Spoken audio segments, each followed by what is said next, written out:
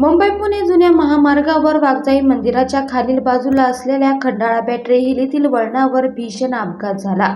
सोमवारी रात्री 10:30 वाजता मुंबईच्या दिशेने निघालेला कंटेनर हा पलटी होऊन पुण्याच्या दिशेने येणाऱ्या कारवर पडल्याने हा अपघात झाला।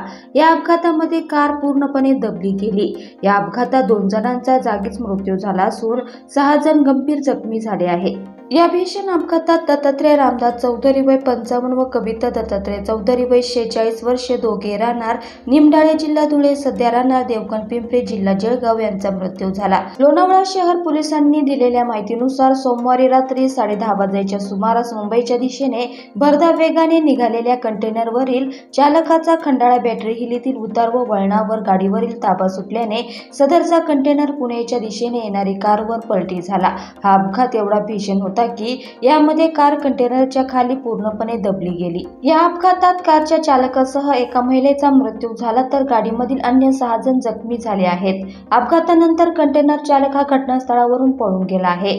जखमींना उपचारासाठी खासगी रुग्णालयात दाखल करण्यात आले आहे। या भीषण अपघाताच्या घटनेचा तपास लोणावळा शहर पोलीस निरीक्षक सुहास जगताप यांच्या मार्गदर्शनाखाली सहाय्यक पोलीस निरीक्षक राहुल लाड हे करत आहेत।